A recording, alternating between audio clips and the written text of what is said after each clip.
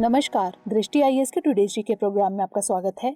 सबसे पहले पिछले सेशन का रिकैप देखते हैं। पहला प्रश्न था, निम्नलिखित कथनों पर विचार कीजिए। 1. दुनिया में सबसे अधिक प्रदूषण अमेरिका फैलाता है। 2. कॉप यानी कॉन्फ्रेंस ऑफ पार्टीज 21 एक ऐतिहासिक पर्यावरणीय समझौता है जिसे 2015 में जलवायु परिवर्तन और इसके नकारात्मक प्रभावों को दूर करने के लिए अपनाया गया था। उपरोक्त में से कौन सा या से कथन सही है या फिर है? इसका सही जवाब था केवल 2। अगला प्रश्न था, निम्नलिखित कथनों पर विचार कीजिए। 1. भारत में पूर्वी और पश्चिमी तट अब तक हीट वेव से सबसे अधिक प्रभावित हुए हैं। 2. हीट वेव पारंपरिक रूप से मध्य प्रदेश, आंध्र प्रदेश, कर्नाटक और तमिलनाडु में देखी जाती है। 3. भारत मौसम विज्ञान विभाग यानी IMD हीट वेव को क्षेत्रों और उनके तापमान के अनुसार वर्गीकृत करता है। उपरोक्त में से कौन सा या से कथन सही है या फिर है? इसका सही जवाब था केवल 3। अगला प्रश्न था, हाल ही में कुछ शोधकर्ताओं ने 2012 की उल्का बौछार यानी मीटियोर शॉवर से संबंधित एक उल्का पिंड यानी मीटियोराइट का अध्ययन किया। इस उल्का पिंड का अध्ययन महत्वपूर्ण है क्योंकि 1. यह पृथ्वी के क्रमिक विकास यानी इवोल्यूशन के बारे में बताता है। 2. यह पृथ्वी की परतों के निर्माण को समझने में मदद करता है। नीचे दिए गए कूट का प्रयोग कर सही उत्तर चुनिए। इसका सही जवाब था 1 और 2 दोनों। अगला प्रश्न था, निम्नलिखित कथनों पर विचार कीजिए। 1. टैक्स हेवंस कुछ अपतटीय देश हैं जो विदेशी लोगों और व्यापारों को बहुत कम अदा करने या कर मुक्त होने की छूट देते हैं। 2. टैक्स हेवंस इस नीति का लाभ उठाने के लिए निवासिता या व्यापार उपस्थिति की मांग करते हैं। 3. The standard for automatic exchange of financial account information का लक्ष्य अपतटीय निवेश रिपोर्टिंग के क्रियान्वयन में वृद्धि करना है। उपर्युक्त में से कौन सा या से कथन सही है या फिर है? इसका सही जवाब था केवल 1 और 3। अगला प्रश्न था, निम्नलिखित कथनों पर विचार कीजिए। 1. 6G इंटरनेट का लक्ष्य एक माइक्रोसेकंड लेटेंसी संचार की स्थापना को समर्थन देना है। 2. 6G तकनीकी में आवृत्ति के टेराहर्ट्ज बैंड का इस्तेमाल किया जाएगा जिसका अभी तक उपयोग नहीं हुआ है। 3. टेराहर्ट्ज तरंगे इलेक्ट्रोमैग्नेटिक स्पेक्ट्रम पर इंफ्रारेड तरंगों और माइक्रोवेव्स के बीच आती हैं। उपर्युक्त में से कौन सा या से कथन सही है या फिर है? इसका सही जवाब था 1, 2 और 3। अगला प्रश्न था, अंतर्राष्ट्रीय मुद्रा कोष यानी IMF के संबंध में निम्नलिखित कथनों पर विचार कीजिए। 1. IMF ने निश्चित विनिमय दरों पर परिवर्तनीय मुद्राओं की एक प्रणाली शुरू की एवं आधिकारिक रिजर्व के लिए गोल्ड को अमेरिकी डॉलर से बदल दिया। 2. यह IMF और USA के बीच एक संघीय समझौते के तहत किया गया था। ऊपर दिए गए कथनों में से कौन सा या से सही है या फिर है? इसका सही जवाब था केवल 1। अगला प्रश्न था, नवीकरण और शहरी परिवर्तन के लिए अटल मिशन अमृत के संदर्भ में निम्नलिखित कथनों पर विचार कीजिए। 1. 500 शहरों में नागरिकों को सीवर कनेक्शन प्रदान करके लोगों के जीवन को आसान बनाने के मकसद से इसे 2015 में शुरू किया गया था। 2. यह एक केंद्रीय क्षेत्रक योजना है। 3. यह मिशन जल शक्ति मंत्रालय के अंतर्गत आता है। ऊपर दिए गए कथनों में से कौन सा या से गलत है या फिर है? इसका सही जवाब था केवल 2 और 3। अगला प्रश्न था, प्रधानमंत्री भारतीय जन औषधि परियोजना के संबंध में निम्नलिखित कथनों पर विचार कीजिए। 1. इसे 2008 में लॉन्च किया गया था। 2. Bureau of pharma PSU of India यानी BPPI इस योजना की कार्यान्वयन एजेंसी है। 3. BPPI रसायन और उर्वरक मंत्रालय के तहत काम करता है। उपर्युक्त में से कौन सा या से कथन सही है या फिर है? इसका सही जवाब था 1, 2 और 3। अगला प्रश्न था, कैबिनेट समितियों के संबंध में निम्नलिखित कथनों पर विचार कीजिए। 1. इनका संविधान में उल्लेख नहीं है और रूल्स ऑफ बिजनेस के तहत इन्हें बनाया गया है। 2. आवास संबंधी कैबिनेट समिति यानी कैबिनेट कमेटी ऑन एकोमोडेशन और संसदीय मामलों की कैबिनेट समिति को छोड़कर सभी समितियों की अध्यक्षता प्रधानमंत्री करते हैं। ऊपर दिए गए कथनों में से कौन सा या से सही है या फिर है? इसका सही जवाब था 1 और 2 दोनों। अंतिम प्रश्न था, G20 शेरपा के संबंध में निम्नलिखित कथनों पर विचार कीजिए। 1. एक शेरपा देश या सरकार के प्रमुख का व्यक्तिगत प्रतिनिधि होता है। 2. शेरपा आमतौर पर काफी प्रभावशाली होते हैं और उनके पास किसी भी समझौते के संदर्भ में अंतिम निर्णय लेने का अधिकार होता है। ऊपर दिए गए कथनों में से कौन सा या से सही है या फिर है? इसका सही जवाब था केवल एक। हमारे वीडियो अंग्रेजी में देखने के लिए फॉलो करें हमारा ही दूसरा यूट्यूब चैनल दृष्टि IAS इंग्लिश। शुरुआत करते हैं आज के सेशन की। सबसे पहले देखेंगे अभ्यास प्रश्न। निम्नलिखित कथनों पर विचार कीजिए। 1. DAP यानी डाई अमोनियम फॉस्फेट भारत में सबसे अधिक इस्तेमाल किया जाने वाला उर्वरक है। 2. DAP में फास्फोरस यानी P की मात्रा उच्च होती है, जिससे जड़ों का विकास तेजी से होता है। 3. किसान आमतौर पर बुवाई की शुरुआत में या ठीक पहले डाई अमोनियम फॉस्फेट उर्वरक का प्रयोग करते हैं। उपरोक्त में से कौन सा या से कथन सही है या फिर है? केवल 1 और 2, केवल 2 और 3, केवल 3 या फिर 1, 2 और 3? इसका सही जवाब है ऑप्शन बी, केवल 2 और 3। हाल ही में आर्थिक मामलों की मंत्रिमंडलीय समिति ने वर्ष 2021-22 के लिए फॉस्फेटिक एवं पोटैसिक उर्वरकों यानी P&K के लिए पोषक तत्व आधारित सब्सिडी दरों के निर्धारण के लिए उर्वरक विभाग के प्रस्ताव को मंजूरी दे दी है। डाई अमोनियम फॉस्फेट यूरिया के बाद भारत में दूसरा सबसे अधिक इस्तेमाल किया जाने वाला उर्वरक है, इसलिए कथन 1 गलत है। DAP में फास्फोरस यानी P की मात्रा उच्च होती है, जिससे जड़ों का विकास तेजी से होता है। किसान आमतौर पर बुआई की शुरुआत में या ठीक पहले डाई अमोनियम फॉस्फेट उर्वरक का प्रयोग करते हैं। तो इस तरह इस प्रश्न का सही जवाब ऑप्शन बी, केवल 2 और 3। आज के सेशन का पहला प्रश्न है, निम्नलिखित कथनों पर विचार कीजिए। 1. अंतर्राष्ट्रीय ऊर्जा एजेंसी एक स्वायत्त अंतर सरकारी संगठन है जिसका मुख्यालय जिनेवा में है। 2. भारत अंतर्राष्ट्रीय ऊर्जा एजेंसी का सदस्य नहीं है। 3. वर्ल्ड एनर्जी आउटलुक रिपोर्ट अंतर्राष्ट्रीय ऊर्जा एजेंसी द्वारा हर साल जारी की जाती है। उपरोक्त में से कौन सा या से कथन सही है या फिर है? केवल 1 और 2, केवल 2 और 3, केवल 3 या फिर 1, 2 और 3? इसका सही जवाब है ऑप्शन सी, केवल 3। हाल ही में अंतर्राष्ट्रीय ऊर्जा एजेंसी यानी IEA ने चेतावनी दी थी कि दुनिया स्वच्छ ऊर्जा की तरफ काफी धीरे बढ़ रही है। एजेंसी ने कहा है कि यदि जलवायु परिवर्तन से संबंधित लक्ष्यों को पूरा करना है तो इस दशक के अंत तक अक्षय ऊर्जा में निवेश को 3 गुना करना होगा। अंतर्राष्ट्रीय ऊर्जा एजेंसी एक स्वायत्त अंतर सरकारी संगठन है जिसकी स्थापना 1974 में की गई थी। इसका मुख्यालय पेरिस में है, इसलिए कथन 1 गलत है। भारत मार्च 2017 में IEA का सहयोगी सदस्य बना, इसलिए कथन 2 भी गलत है। वर्ल्ड एनर्जी आउटलुक रिपोर्ट अंतर्राष्ट्रीय ऊर्जा एजेंसी द्वारा हर साल जारी की जाती है, इसलिए कथन 3 सही है। तो इस तरह इस प्रश्न का सही जवाब है ऑप्शन सी, केवल 3। अगला प्रश्न है, निम्नलिखित कथनों पर विचार कीजिए। 1. हॉर्नबिल उष्णकटिबंधीय और उपोष्णकटिबंधीय अफ्रीका और एशिया में पाए जाने वाली पक्षियों की एक फैमिली है। 2. ग्रेट हॉर्नबिल तमिलनाडु और नागालैंड का राजकीय पक्षी है। 3. नागालैंड में मनाए जाने वाले हॉर्नबिल उत्सव का नाम हॉर्नबिल पक्षी के नाम पर रखा गया है। उपरोक्त में से कौन सा या से कथन सही है या फिर है? केवल 1 और 2, केवल 1 और 3, केवल 3 या फिर 1, 2 और 3? इसका सही जवाब ऑप्शन बी, केवल 1 और 3। हाल ही में 2 संगठनों के वैज्ञानिकों ने अध्ययन किया कि नामदफा टाइगर रिजर्व के फ्रूट प्लांट्स और हॉर्नबिल ने एक दूसरे को कैसे प्रभावित किया।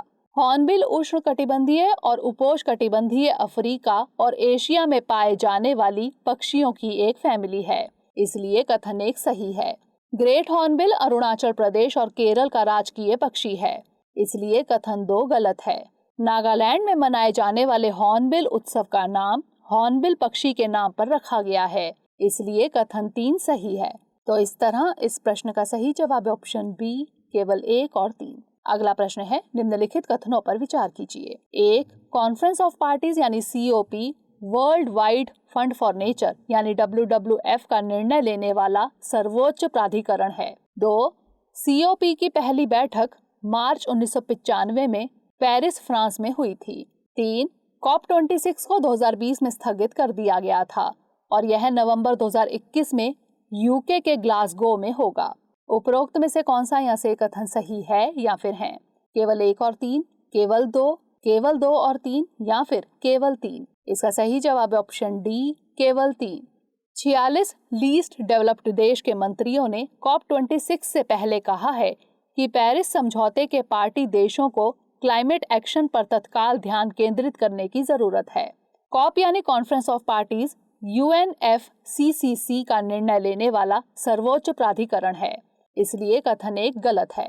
COP की पहली बैठक मार्च 1995 में बर्लिन, जर्मनी में हुई थी, इसलिए कथन 2 भी गलत है। COP26 को 2020 में स्थगित कर दिया गया था और यह नवंबर 2021 में यूके के ग्लासगो में होगा, इसलिए कथन 3 सही है। तो इस तरह इस प्रश्न का सही जवाब है ऑप्शन डी, केवल 3। अगला प्रश्न है, निम्नलिखित कथनों पर विचार कीजिए। 1. नेशनल ग्रीन ट्रिब्यूनल यानी NGT एक वैधानिक निकाय है। 2. NGT में गैर न्यायिक सदस्य भी होते हैं। 3. NGT को आवेदनों या अपीलों को दाखिल करने के 6 महीने के भीतर अंतिम रूप से निपटान करना होता है। उपरोक्त में से कौन सा यहाँ से कथन सही है या फिर है? केवल 1, केवल 1 और 2, केवल 2 और 3 या फिर 1, 2 और 3? इसका सही जवाब है ऑप्शन डी, 1, 2 और 3, यानी सभी कथन सही हैं। हाल ही में सुप्रीम कोर्ट ने नेशनल ग्रीन ट्रिब्यूनल को एक यूनिक फोरम बताया। नेशनल ग्रीन ट्रिब्यूनल यानी NGT एक वैधानिक निकाय है जिसकी स्थापना नेशनल ग्रीन ट्रिब्यूनल एक्ट 2010 के तहत की गई है, इसलिए कथन 1 सही है। इस एक्ट के मुताबिक ट्रिब्यूनल में एक पूर्णकालिक अध्यक्ष और कम से कम 10 न्यायिक और 10 विशेषज्ञ जो कि गैर न्यायिक हैं वह सदस्य होंगे, लेकिन अधिकतम 20 पूर्णकालिक न्यायिक और विशेषज्ञ सदस्य होंगे, इसलिए कथन 2 सही है। NGT को आवेदनों या अपीलों को दाखिल करने के 6 महीने के भीतर अंतिम रूप से निपटान करना होता है, इसलिए कथन 3 भी सही है। तो इस तरह इस प्रश्न का सही जवाब है ऑप्शन डी, 1, 2 और 3। अगला प्रश्न है, निम्नलिखित कथनों पर विचार कीजिए। 1. एक मध्यस्थ ब्लैक होल यानी इंटरमीडिएट ब्लैक होल का निर्माण किन्हीं 2 ब्लैक होल्स के विलय से होता है। 2. जब 2 ब्लैक होल्स एक दूसरे की कक्षा में चक्कर लगाते हैं और मर्ज हो जाते हैं तो गुरुत्वाकर्षण तरंगे पैदा होती हैं।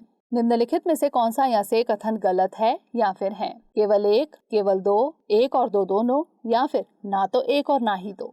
इसका सही जवाब है ऑप्शन डी, ना तो 1 और ना ही 2, यानी दोनों कथन सही हैं। हाल ही में चेन्नई मैथमेटिकल इंस्टीट्यूट और दूसरे वैज्ञानिकों ने मिलकर LIGO वर्गो ऑब्जर्वेटरीज के डेटा का विश्लेषण किया। इसके साथ ही इन वैज्ञानिकों ने अभी तक हुए 2 ब्लैक होल्स के मर्जर के अंशों का भी आकलन किया। इन विश्लेषणों में पाया गया है कि विलय के बाद एक मध्यस्थ ब्लैक होल यानी इंटरमीडिएट ब्लैक होल का निर्माण हो सकता है, इसलिए कथन 1 सही है। जब 2 ब्लैक होल्स एक दूसरे की कक्षा में चक्कर लगाते हैं और मर्ज हो जाते हैं तो गुरुत्वाकर्षण तरंगे पैदा होती हैं, इसलिए कथन 2 भी सही है।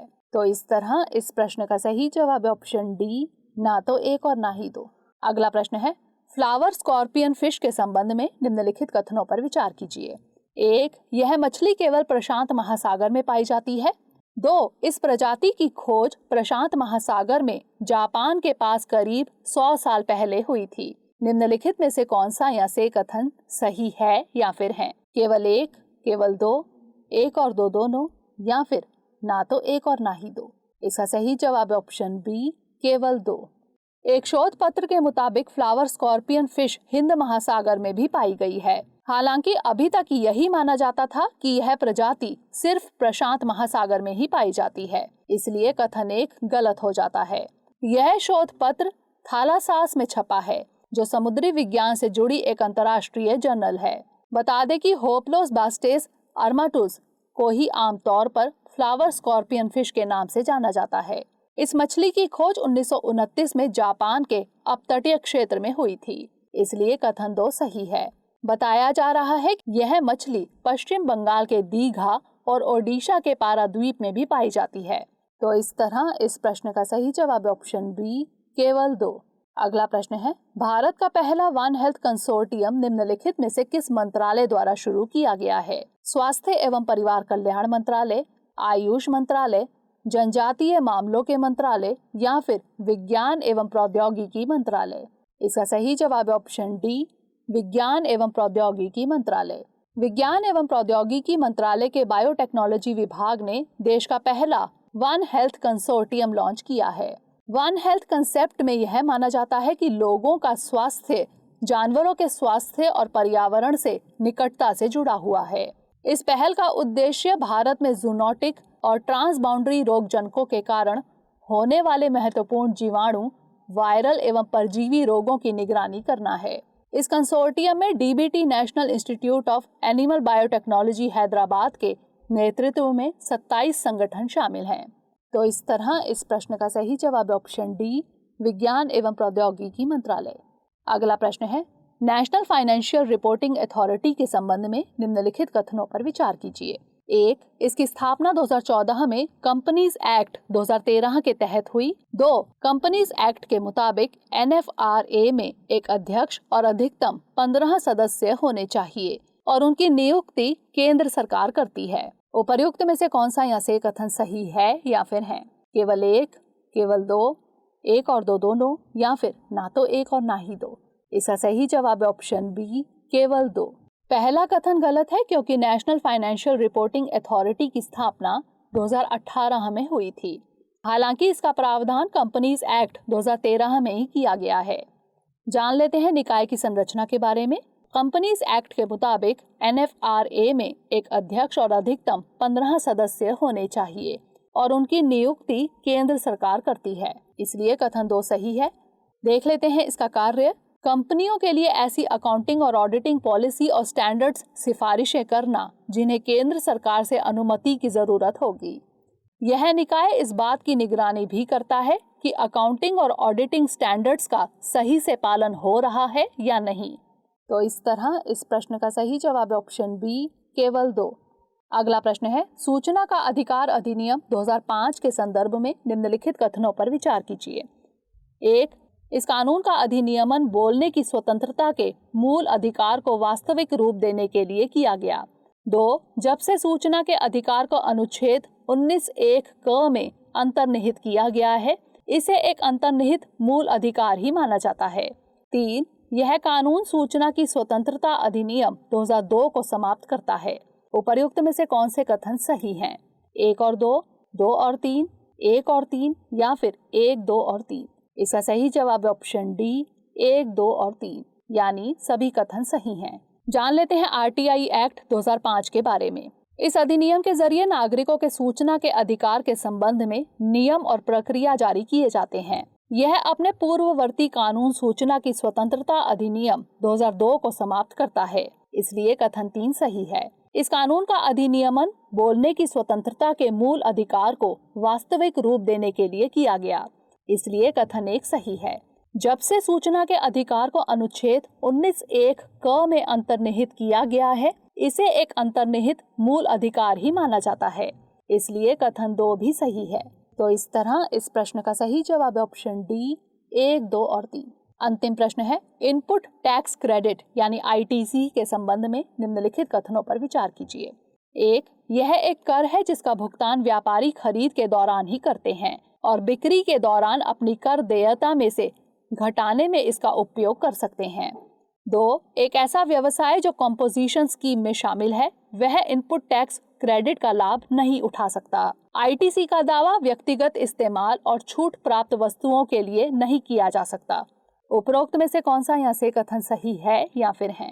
केवल 1, केवल 2, 1 और 2 दोनों, या फिर ना तो 1 और ना ही 2। यह एक कर है जिसका भुगतान व्यापारी खरीद के दौरान ही करते हैं और बिक्री के दौरान अपनी कर देयता में से घटाने में उपयोग कर सकते हैं, इसलिए कथन 1 सही है। साधारण शब्दों में इनपुट क्रेडिट का अर्थ है कि आउटपुट के समय कर का भुगतान करते समय इनपुट्स पर किए गए कर भुगतान को घटा दिया जाता है। अपवाद, एक ऐसा व्यवसाय जो कंपोजिशन स्कीम में शामिल है, वह इनपुट टैक्स क्रेडिट का लाभ नहीं उठा सकता। ITC का दावा व्यक्तिगत इस्तेमाल और छूट प्राप्त वस्तुओं के लिए नहीं किया जा सकता, इसलिए कथन 2 भी सही है। तो इस तरह इस प्रश्न का सही जवाब है ऑप्शन सी, 1 और 2 दोनों, यानी दोनों कथन सही हैं। अब नोट कर लेते हैं आज का अभ्यास प्रश्न। QKD यानी क्वांटम की डिस्ट्रीब्यूशन के संबंध में निम्नलिखित कथनों पर विचार कीजिए। 1. QKD क्रिप्टोग्राफिक प्रोटोकॉल के लिए जरूरी सीक्रेट कीज को वितरित और साझा करने का एक तरीका प्रदान करता है। 2. क्यू के डी में एन्क्रिप्शन कीज को ऑप्टिकल फाइबर में क्वांटम बिट्स के रूप में भेजा जाता है। 3. क्यू के डी में एन्क्रिप्शन को ब्रेक नहीं किया जा सकता है क्योंकि डेटा इलेक्ट्रॉनों द्वारा ले जाया जाता है और इसे पूरी तरह से कॉपी नहीं किया जा सकता है। उपर्युक्त में से कौन सा यहाँ से कथन सही है या फिर है? केवल एक और 2, केवल 2 और 3 या फिर 1, 2 और 3? इसका उत्तर हमें कमेंट सेक्शन में जरूर भेजिएगा। अगले सेशन में नए प्रश्नों के साथ मिलेंगे, तब तक के लिए धन्यवाद।